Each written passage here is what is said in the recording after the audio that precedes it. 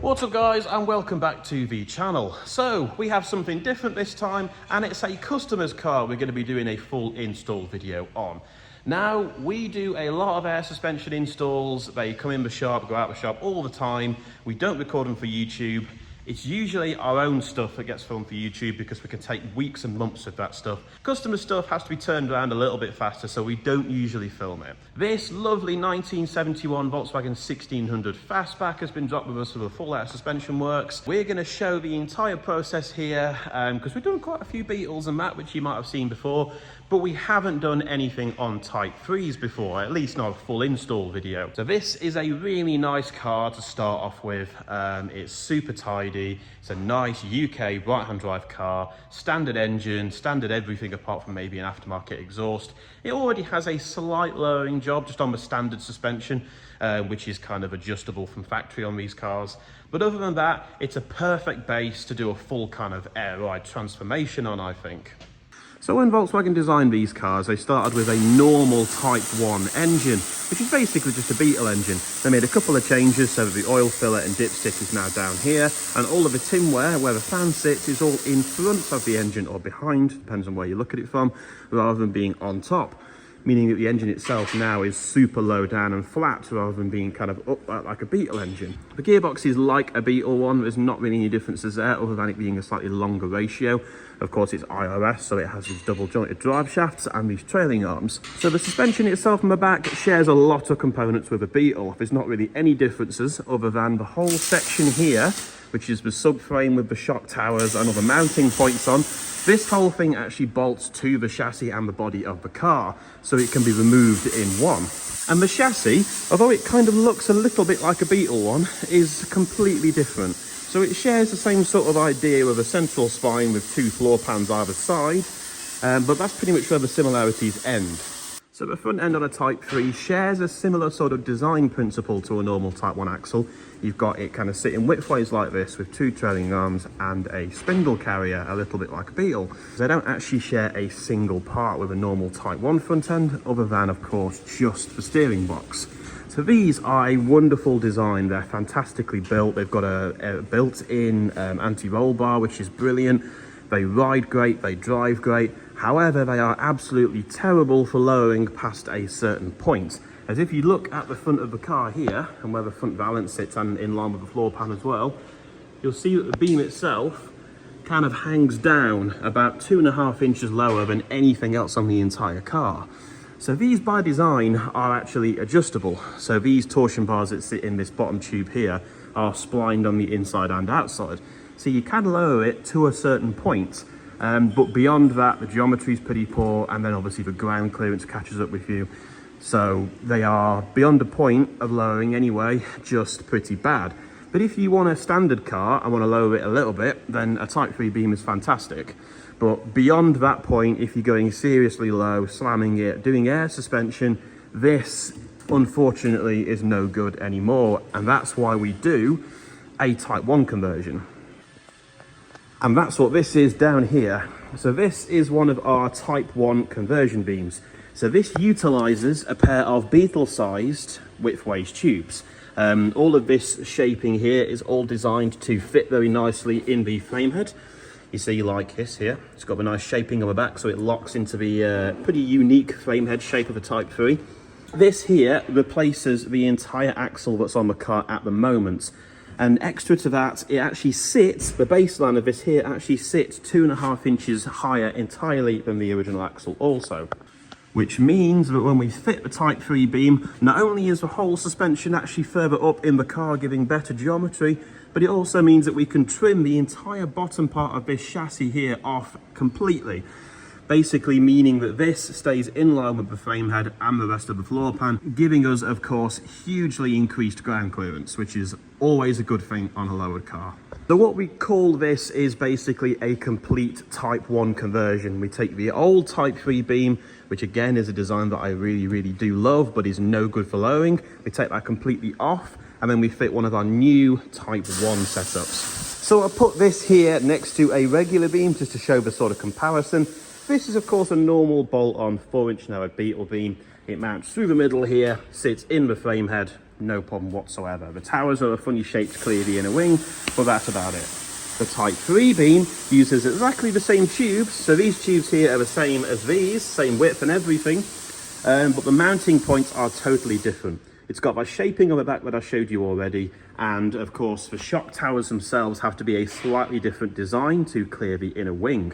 And this one here is an air ride variant, so there's no adjusters on it like there would be on a normal adjustable beam. Instead, it's just got the holes for the freewheel rods to be tied in place in the center.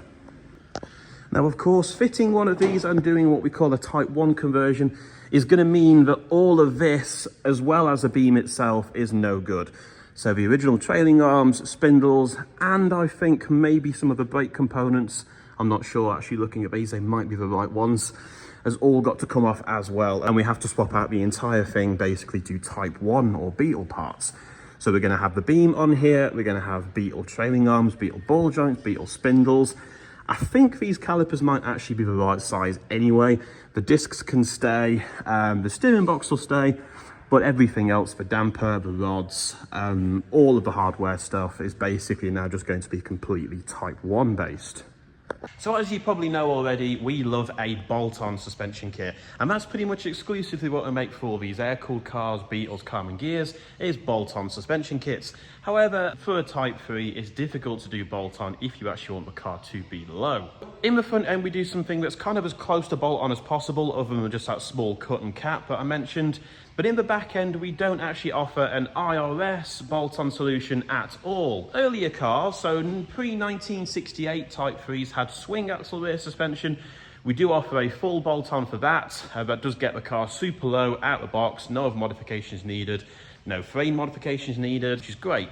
But for an IRS car, 68 onwards like this, we don't actually make a bolt-on kit at all. And that's for a few reasons. One is because it doesn't have frame horns like a traditional Type 1 or swing axle car, it's difficult to kind of brace the kit and strengthen it properly like we do on the other cars. And the second one is that I kind of don't see the point in air suspension unless you are really going to lay it on the floor or go at least super low, wheels tucked high in the arches, etc. And yes, we could probably manage to build a bolt-on kit for one of these, but to get it anything like low enough to give people what they want, you've got to cut the shock towers, you've got to modify the arms a little bit, etc., which kind of means that making a bolt-on kit feels kind of redundant. So we do a weld-on kit for these IRS rear and as close to bolt-on as possible for the front for Type 3s. If you've got a pre-1968 car, we do a full bolt-on rear and the same front end that was mentioned previously, so as close to bolt-on as possible. And yeah, swing axle Type 3s out of the box, super low, no modifications needed. IRS ones, extra pain, but the juice is worth a squeeze.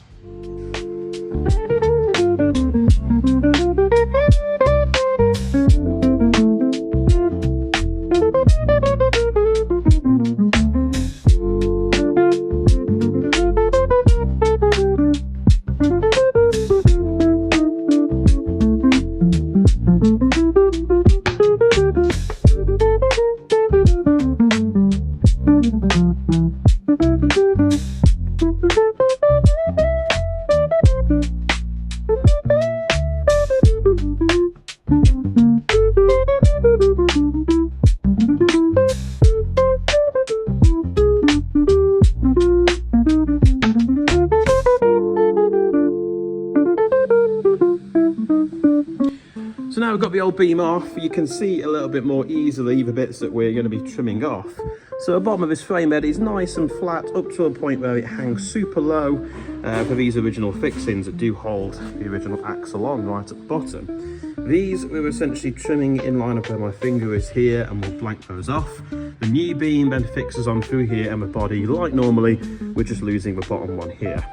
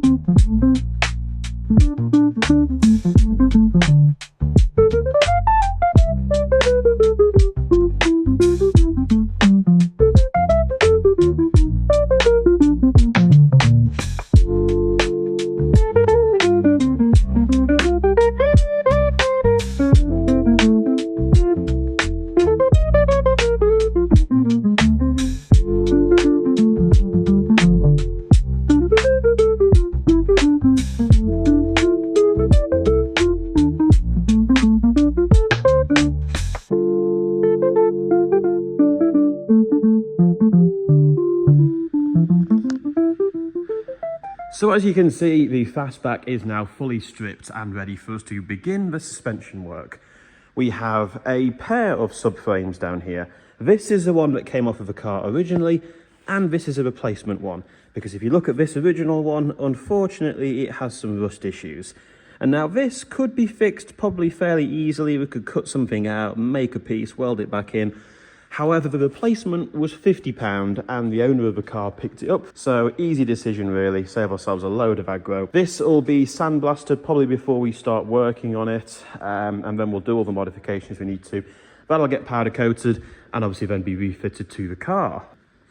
And then at the front, we've got the beam off. We're ready now for us to tidy up a couple of bits in here that we've got to do first, and then the new beam can go on. So we're going to get into that now, get the beam on, begin the front end, and rear end. This is going to go off to be sandblasted, so it's going to be gone for a few days. But once that's done, we can start mocking up all the rear kit and then carry on with the rest of the job.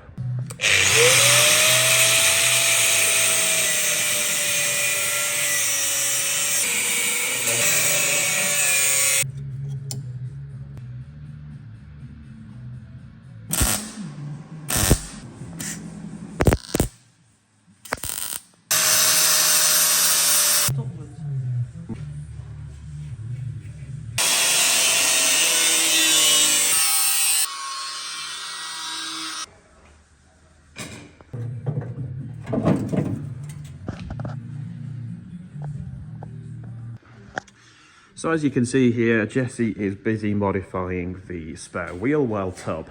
And rather than taking it out entirely and fitting just a flat panel, we instead modify the bottom, make it flat, so you can still fit a spare wheel, albeit a spare wheel with a lower profile tyre. You can see the huge amount of ground clearance that we've gained, not by just taking these down, but also by, of course, cutting the bottom of the spare wheel well pan off as well. So if you look now, the lowest part of the car itself is actually going to be the pans, or these sort of strengthening pieces that sit on the pan. These are the bits that we're essentially now going to be laying on the floor when we get this car all built up.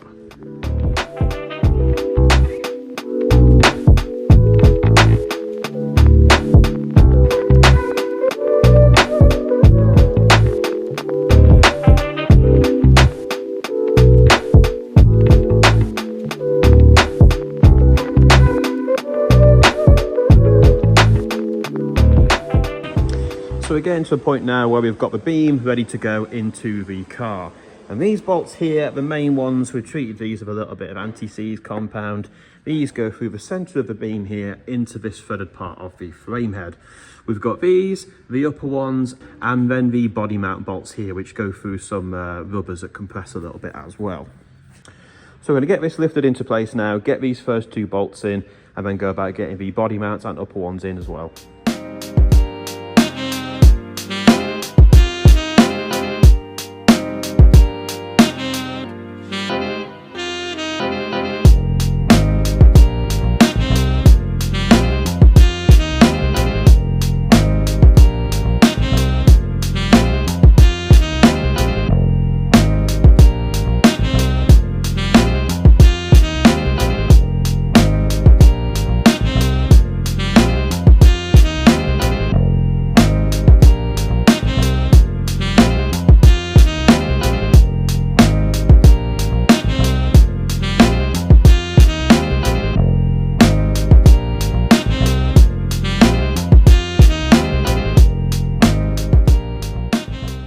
So this is the replacement subframe. This has been sandblasted, and unfortunately we did find a couple of small rust issues.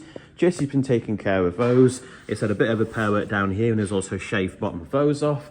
And then these supports here, just on the bottom, these ones, the originals were quite heavily pitted and rusty on the inside, so they've been cut off and new ones have been added on.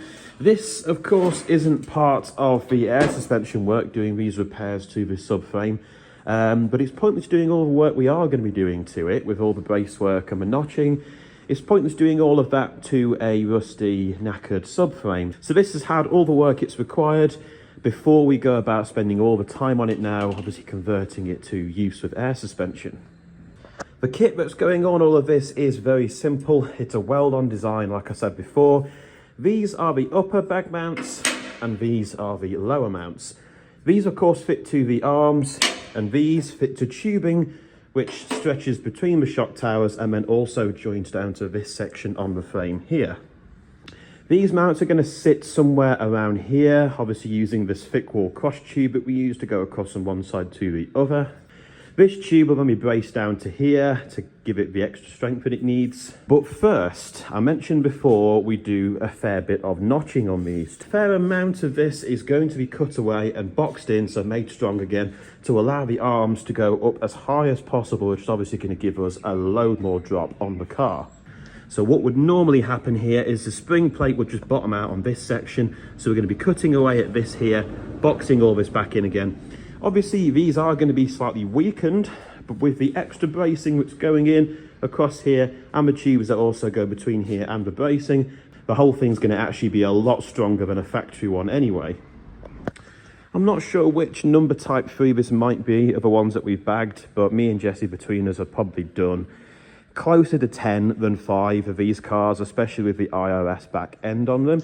And we know at this point what it takes to get these cars low with plenty of lift and driving good. I just thought this time it'd be good to record it all, make a decent YouTube video out of it, rather than just take photographs when it's done like normal.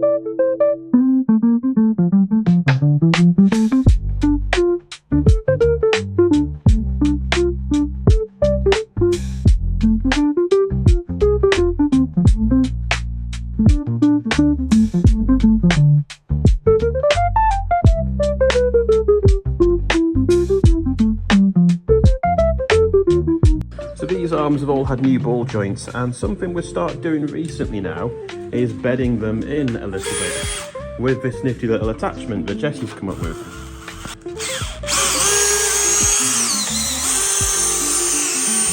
So once they've been pressed in, moving them around a little bit like this, warming them up a little bit, is just helping to loosen them off so that when you put them in the car, the steering isn't super heavy and it ruins the handling and the feel. So doing this is kind of ensuring that from the start they feel good and there's no sort of extra bedding in needed.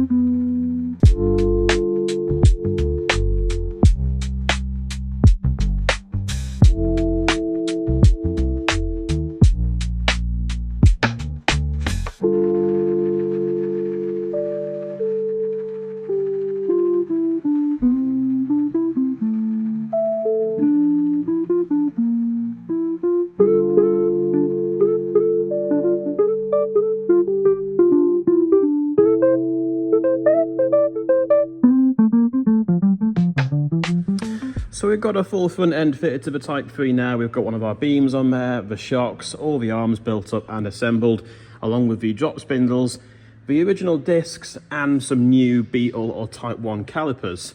Everything's done apart from the tie rods and the pitman arm, because we're currently waiting for the correct Type 1 type that we need for this, because currently the Type 3 one that we have is not quite the right type to work with what we need. So this all looks nice now, really happy with how it's come together, which means we can move on to the rear end. And here is the subframe. This has all been blasted and powder coated and is now pretty much ready to be bolted up to the car. We're going to put the rubbers back on that came off of it in the first place. They're all in good condition. They can go back on, the frame can go back on, and then after that, the arms, which we have over here. They've had a nice coat where I've done the welding of restoration in a can black, and these as well are ready to go on. So these could have been stripped, blasted, powder coated, but we would have had to replace the bushings and all the bearings as well. And the customer, of course, doesn't have an unlimited budget, so these just got a quick clean up and a paint.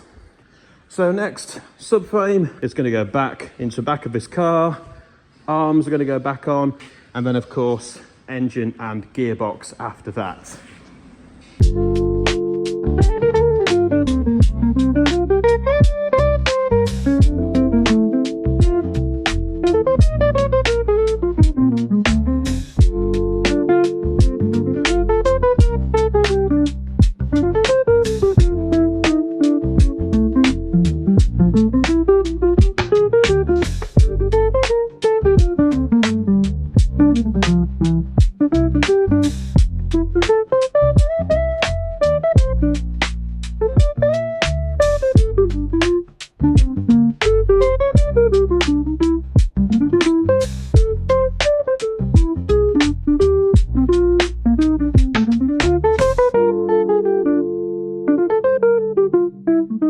So one thing we've had to do on this by request of the customer is he wants to keep his heating in place. So we've made these little scoop things, or Jesse's made them, which allow the air pipes that connect from the heat exchangers to go up and over the top of where the bags are going to be. Not something we normally do, as air ride always gets in the way of the heat exchangers and heater kit anyway. But on this car, he wants to keep the full heating, so we've done a couple of modifications to make that happen.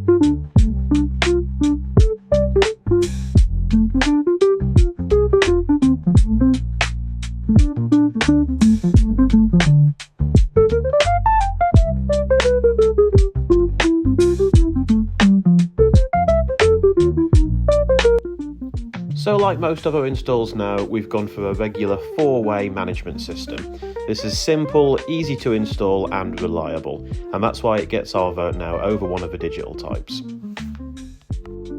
Under the bonnet is one of our usual floater air install bases with twin 444C compressors and a nice aluminium polished tank.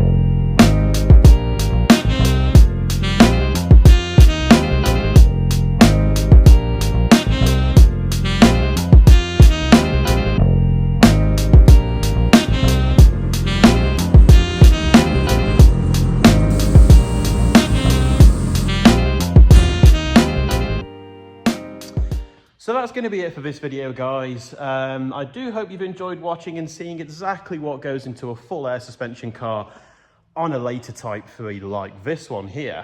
So the car's now done, the customer's coming to collect it this week.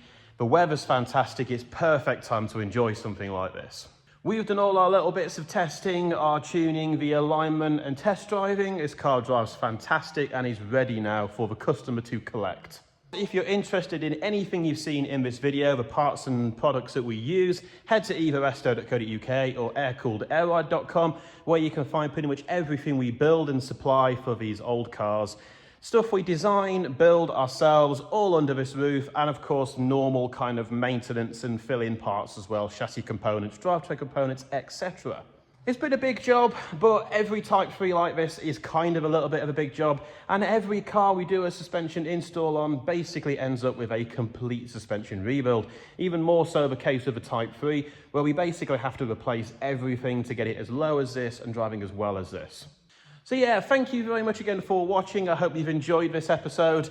If you fancy some EvaResto merchandise, we do have new t-shirts on the website and hats also. I look stupid in hats, you might look really cool. So head over to our web shop if you want to get hats, t-shirts, and of course all the suspension parts that we do use on cars like this are all available there as well. And of course, if you're in the UK and you want your air suspension building and fitting all under one roof, we are here for that as well.